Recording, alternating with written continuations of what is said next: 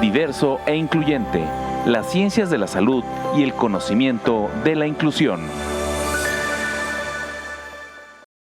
Bienvenidos. Bienvenidas. Bienvenides.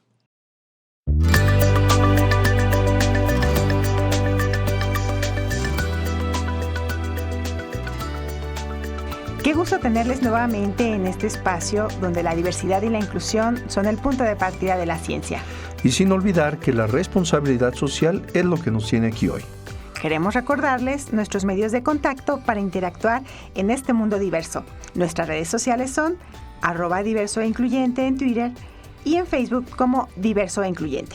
De manera personal también nos pueden encontrar a mí como Sara Gutiérrez en Facebook y a mí como @IsraelHPS en Twitter. Nos encontramos en este nuevo programa en el que hablaremos sobre el modelo social de la discapacidad. ¿Qué es? ¿Cómo surgió? Y cómo este impacta actualmente al desarrollo, la atención e inclusive aspectos políticos, aspectos sociales y culturales respecto a cómo se entiende la discapacidad. Sara, ¿qué me podrías platicar al respecto? Hasta hace algunos años, el estudio de la discapacidad estaba definido por las propuestas médica y psicológicas en las cuales se promovían a través de la educación especial y lo cual excluía a las personas con discapacidad partiendo de un diagnóstico, omitiendo su opinión, algo importante de resaltar, lo cual llevaba a procurar su rehabilitación o habilitación. De ello entonces es que deriva diversas organizaciones de personas con impairment que cuestionaban la denominación y la práctica de la educación especial, lo que aunado al auge del posmodernismo permitió el surgimiento de lo que ahora llamamos modelo social de la discapacidad. Muy bien, sin embargo, más adelante hablaremos precisamente qué es este modelo social. Mientras tanto, dado que se trata de un programa en el que la interacción es sumamente importante, vayamos a conocer qué saben las personas respecto al modelo social de la discapacidad.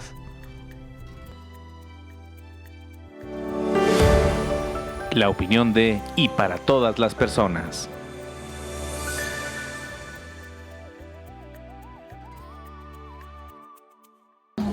¿Qué tanto la sociedad sabe o tiene plasmado de las discapacidades, ¿no? O sea, ¿qué tanto conocimiento se tiene de las capacidades? Bueno, a mí se me hace que... Se me figura que puede ser eso. No sé si realmente se hace. ¿Es que? Pues sí. Como el enfoque que tiene cada persona de la discapacidad. Más bien la sociedad, ¿qué enfoque le da a la discapacidad? ¿Qué tanto conocimiento se tiene sobre o qué tanta importancia se tiene sobre este tema? Ok, ¿alguna otra? Pues sí, cómo es vista también la discapacidad por la sociedad, ¿no? Cómo es que pues se conjuga todo, ¿no? O sea, una persona que está sana y una persona que está discapacitada. La dimensión social, yo pienso que es como el tipo de personas o la gran cantidad de personas que tienen algún tipo de discapacidad. Okay. Hemos escuchado lo que opinan las personas respecto al modelo social de la discapacidad. Ahora la pregunta sería, ¿existirá alguna diferencia entre lo que conoce nuestra comunidad universitaria? Es una excelente idea escuchar qué tienen que decir al respecto. Así que vayamos. Comunidad universitaria. Mira, la verdad es que a ciencia cierta no sé o nunca he escuchado tal cual el concepto de dimensión social de la discapacidad. Sin embargo, lo que puedo entender de este concepto pues son todas las implicaciones que tiene la sociedad como individuos y partes o roles que da la sociedad a cada persona, pues que tiene cada individuo para integrar a las personas con discapacidad a mismos grupos sociales para disminuir estas cuestiones de las BAPS, que son las barreras del aprendizaje y la participación. También pues tal cual, integrarlos de la mejor manera o de la manera más óptima a las personas con discapacidad, a la sociedad, para que vivan su vida de la forma lo más normal y lo más adecuada posible, considerando sus capacidades distintas y potencializando sus demás, ya sea sentidos, habilidades y o oportunidades que tenga cada persona. El modelo social de la discapacidad es un paradigma del actual tratamiento de la discapacidad, que cuentan pues obviamente con sus bases teóricas, pero también las tienen normativas, que en conjunto pues ya consideran las causas que originan a la discapacidad como, o en gran medida, una carga social, algo meramente social, que sí tiene su lado psíquico y físico, pero se enfoca más en lo social, y ya desde ese punto de vista menciona que las personas con discapacidad pueden contribuir a la sociedad en iguales circunstancias que las demás, pero es importante señalar que se parte desde la inclusión y la diversidad.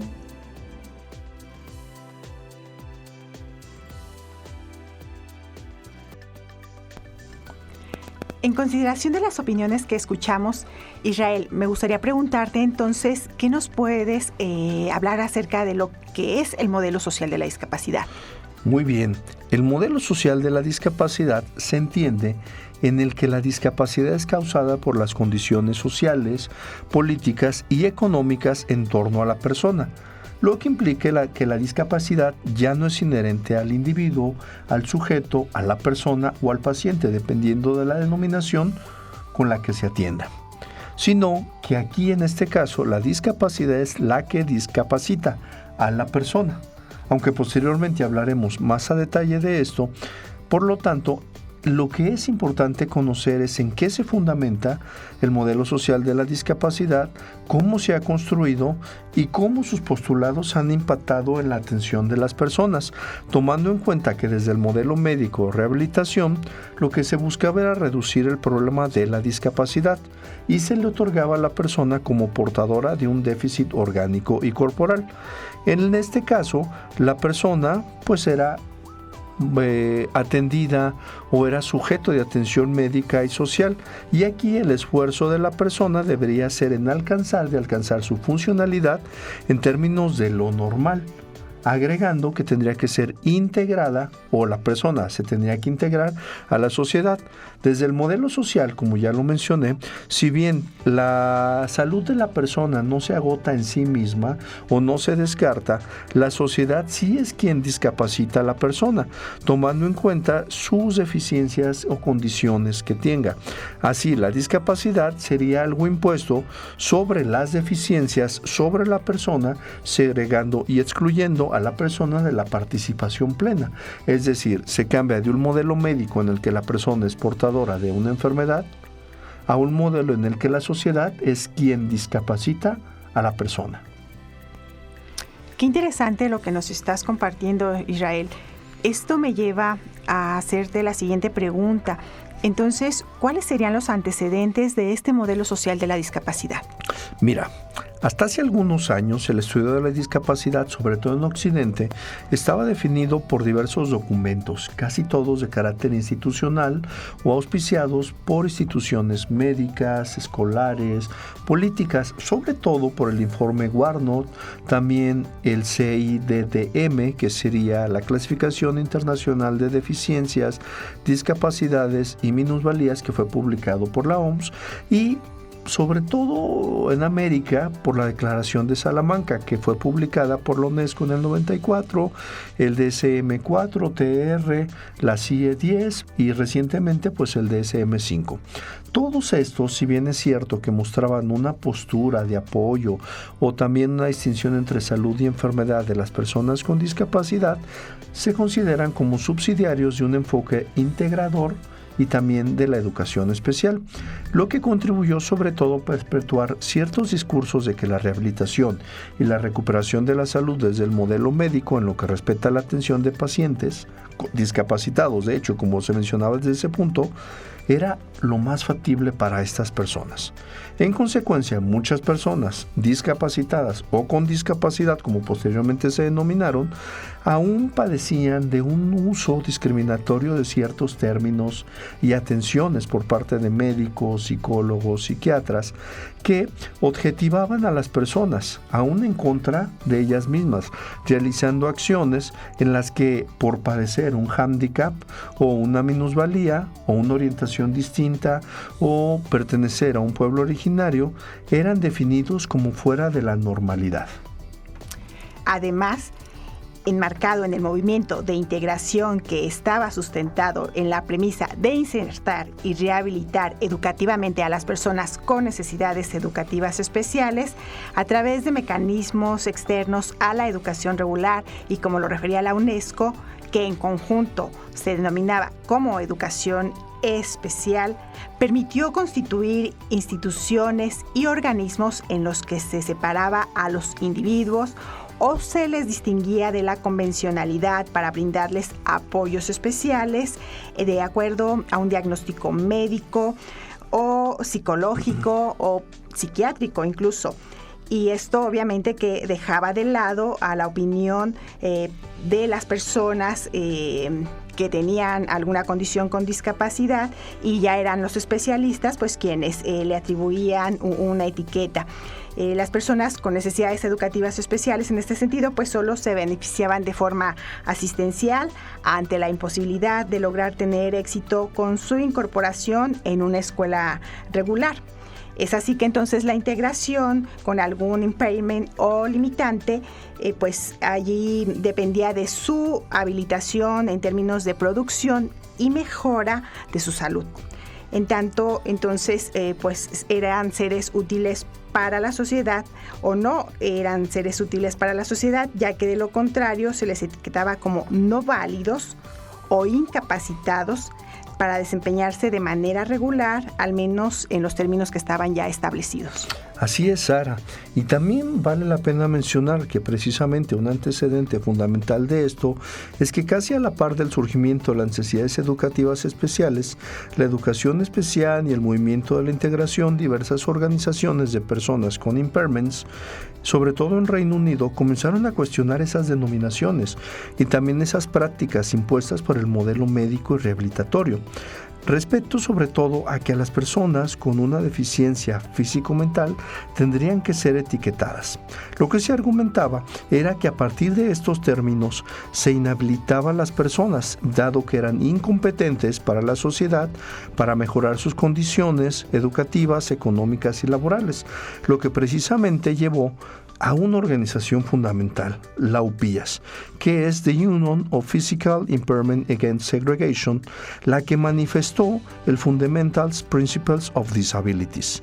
En este documento o en este manifiesto, lo que se hace es reconocer ciertos fundamentos de lo que ahora y en estos momentos entendemos por discapacidad, y también que sería el fundamento principal del modelo social de la discapacidad.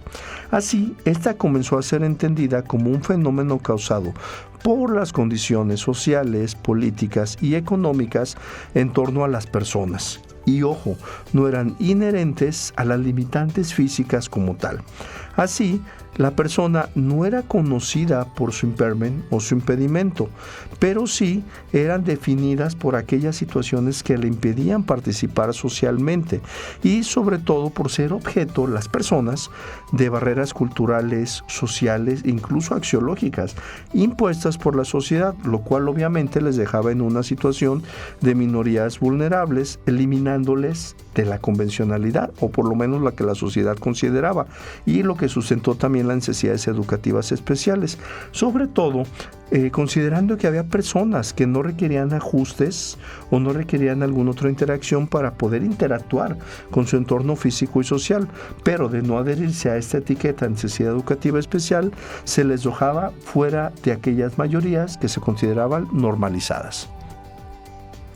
Me gustaría agregar que en el modelo social de la discapacidad promovido en el Reino Unido se expresa de manera tácita que las personas discapacitadas son un grupo oprimido que está unido por la experiencia de la discapacidad, lo que establece diferencias notables entre lo que es el impairment, la discapacidad y condiciones de salud a largo plazo. Esta distinción vale decir que marca una diferencia respecto al modelo norteamericano, en el cual no solo alude a personas con discapacidad, pero no se hace una distinción entre las dimensiones sociales, económicas, políticas y biológicas de lo que constituye la discapacidad en sí misma. Sara, también vale la pena mencionar que aunque la Declaración de Salamanca, la Declaración Internacional de los Derechos de las Personas con Discapacidad y el Índice de Inclusión partieron de la noción de la existencia de un continuum entre la propuesta británica y también la americana de la que ya nos hablaste, lo que verdaderamente permitió la redefinición en los gobiernos, en las políticas y en las instituciones de lo que era la discapacidad fue la publicación del Fundamental Principles of Disabilities, que fue del que ya les hablé anteriormente. Además también del Equality Act, que fue una ley publicada en Reino Unido en 2010. Y en esta, sobre todo, se hace un cambio a nivel lingüístico. En esta sí se alude sobre todo a una jerga alrededor de lo que es la discapacidad, la enfermedad, las enfermedades a largo plazo, como ya lo mencionaste, pero el marcado en un momento histórico que redefine el constructo de lo que era la discapacidad hasta ese momento.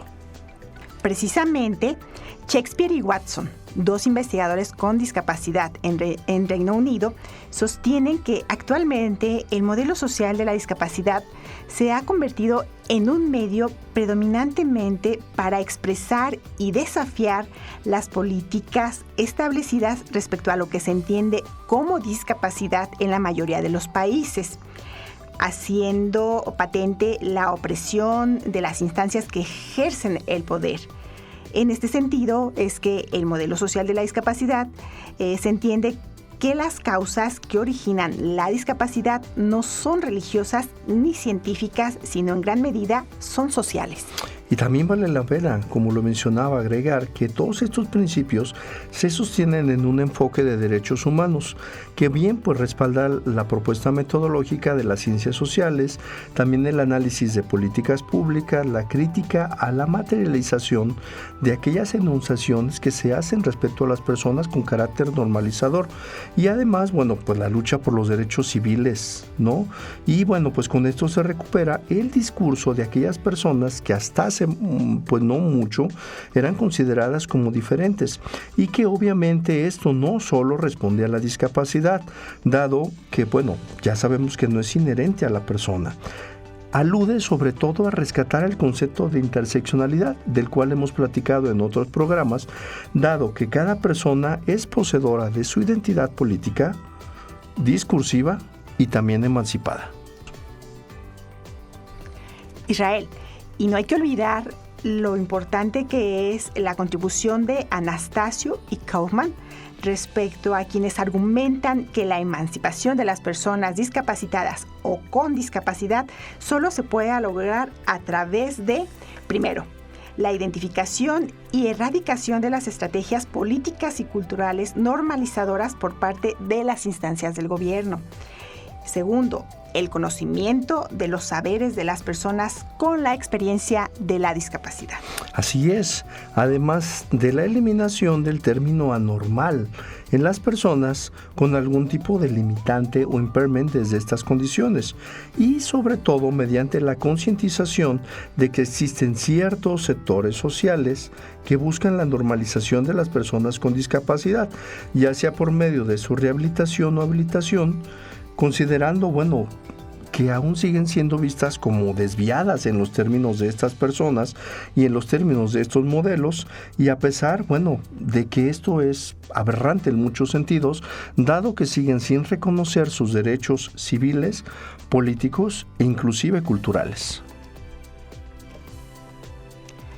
A ver, Israel, de acuerdo a lo que nos has compartido, me gustaría entonces preguntarte si nuestra audiencia podría entender la discapacidad desde un modelo social como una construcción social. Bueno, precisamente ese es el asunto en el modelo social de la discapacidad. Mira, de hecho, uno de los teóricos que aporta bastante a esto es Gergen, quien señala que el construccionismo social parte de una ontología y una epistemología, es decir, la posibilidad de ser y también la posibilidad de conocer desde el reconocimiento del mundo por su historia y su cultura. También que de estos saberes solo pueden darse por medio de la interacción entre las personas, lo que da cabida obviamente a esa relación de conocimiento y acción. Y siempre se da en torno a una postura crítica, reflexiva y respeto sobre todo a cómo se produce el conocimiento. Hace rato tú nos hablabas de Anastasio y Kaufman.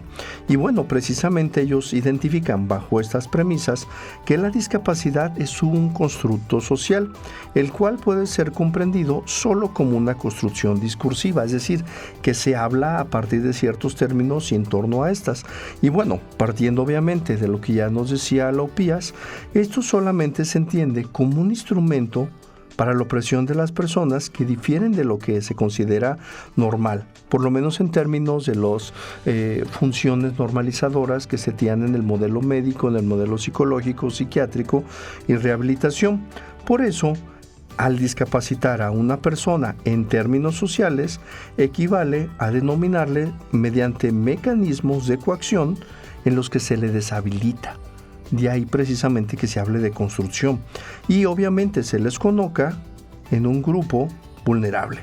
Esta postura sobre todo hace énfasis en que los derechos y las obligaciones que tiene una persona son construidos en torno a la convencionalidad económica, social y política, lo cual, en el caso de una persona con discapacidad, al no considerarse dentro de la convencionalidad, estos derechos le son privados tanto social como políticamente.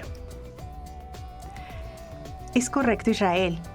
Por lo tanto, la discapacidad es definida por las decisiones arbitrarias de aquellos que, mediante un discurso de poder, construyen y designan a las personas con limitantes físicas como discapacitados o discapacitadas, lo cual trae como consecuencia que la discapacidad sea determinada por etiquetas usadas por las instituciones y los mismos profesionales, lo que supone en la ideología de habilitación o rehabilitación de las personas que son discapacitadas o con discapacidad, en relación con la producción de bienes bajo la promesa de mejora e integración social. Entonces, pues tenemos que de este modo, bajo la propuesta de la educación especial, no se cree que una persona tenga una deficiencia, sino que la misma persona es definida por otros especialistas o profesionales, médicos, educadores, etcétera, como portadores de dicha condición. Contrariamente, tenemos que otros investigadores, entre ellos Shakespeare, señala que, por el contrario, es importante entonces considerar la aceptación del impairment como una construcción social y cultural de origen posmoderno.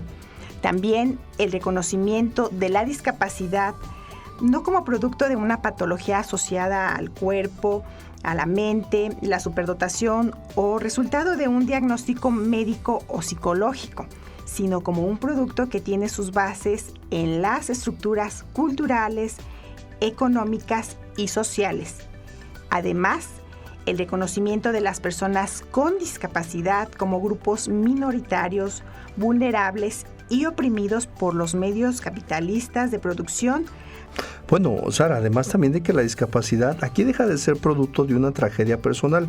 Esto es, que nada está mal en la persona. Por lo tanto, pues no es necesario rehabilitarle o restituirle de la salud.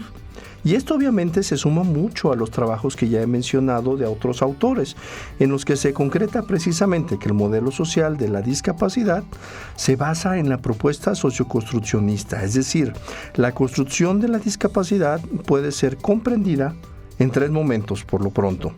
Primero, considerando la posibilidad de etiquetar a las personas, se da usualmente por medio de profesionales especializados.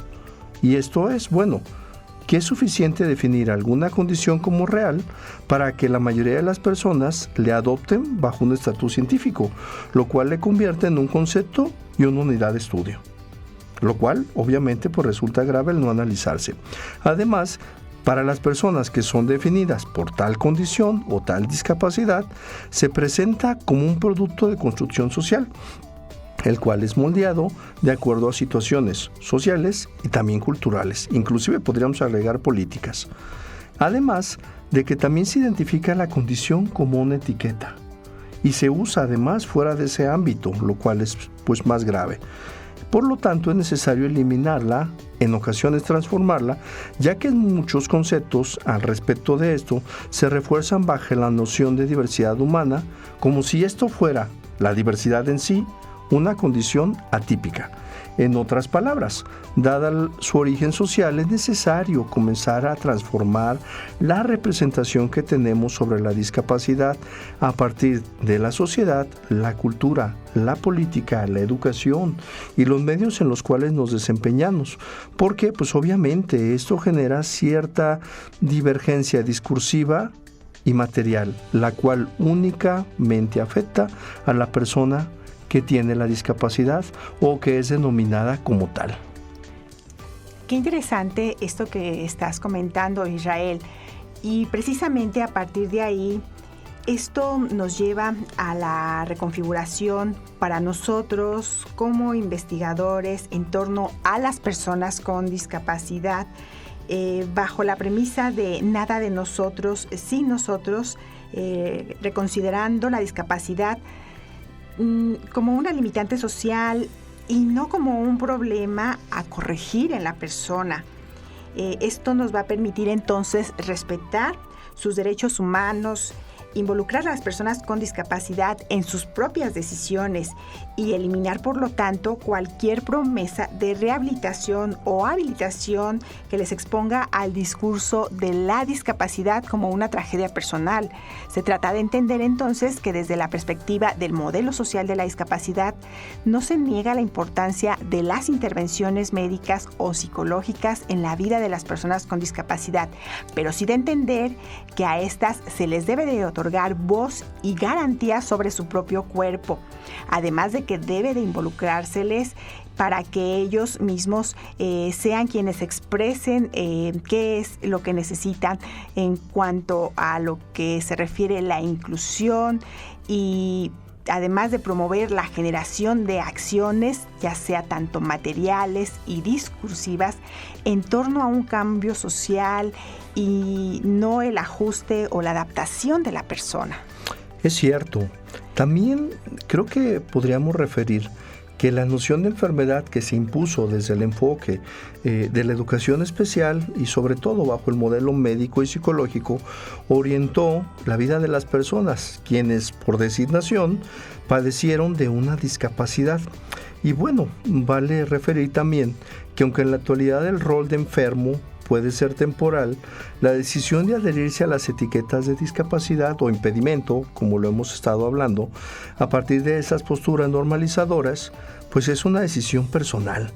Y eso pues también incluye al investigador que las designa, que las usa y que las disemina en sus trabajos, teniendo en cuenta que estas etiquetas posicionan a la persona en una investigación desde una posición de dependencia, en la que la persona con alguna afectación, por lo menos desde este enfoque, solo puede ser reconocida como parte de la sociedad a partir de su aceptación como miembro de un grupo minoritario, un grupo discapacitado, un grupo distinto al resto de la convencionalidad. Por eso algunos autores sugieren que la investigación en la discapacidad debería ser hecha por, o en su caso para las personas con discapacidad, rescatando su experiencia, también sus posibilidades de acción, en tanto pues obviamente se procure un cambio social.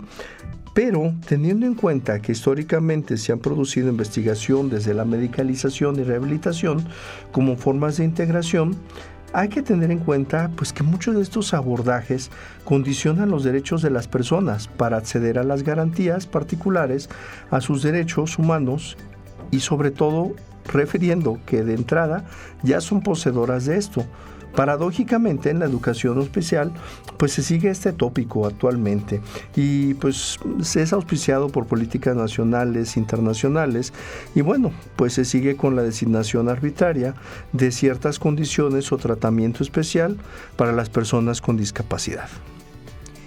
Qué importante esto también que estás refiriendo, Israel. Me gustaría resaltar la trascendencia que tiene todo lo que hemos venido abordando para quienes trabajamos desde la investigación en torno a las personas con discapacidad, aquellos profesionales que también están enfocados al trabajo de esta población.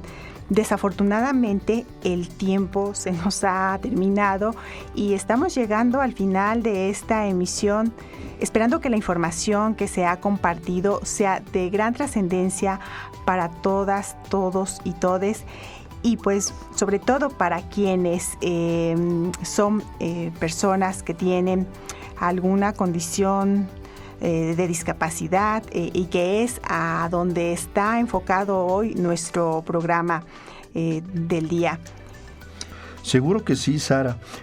Sobre todo recordando la importancia que tiene respetar y garantizar los derechos humanos de las personas, que como lo hemos visto en este programa, por décadas han luchado en contra de estereotipos, prejuicios y también estigmas. Así es algo que debemos promover y respetar. No nos despedimos, sino que les esperamos en la siguiente emisión, en la cual estoy segura que será de su gran interés y utilidad. Claro que sí, y estoy seguro que quienes nos escuchan estarán atentos, atentas, atentes a nuestro próximo programa, ya que no solo la voz de los expertos y expertas tiene eco aquí, sino la de todos aquellos y aquellas que trabajan en pro de la inclusión y la diversidad en nuestra comunidad universitaria y fuera de esta.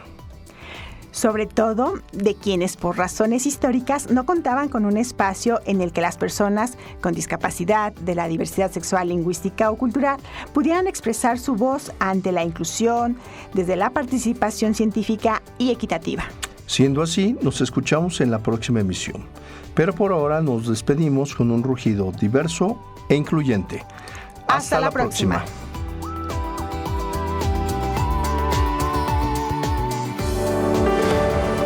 Diverso e incluyente, las ciencias de la salud y el conocimiento de la inclusión.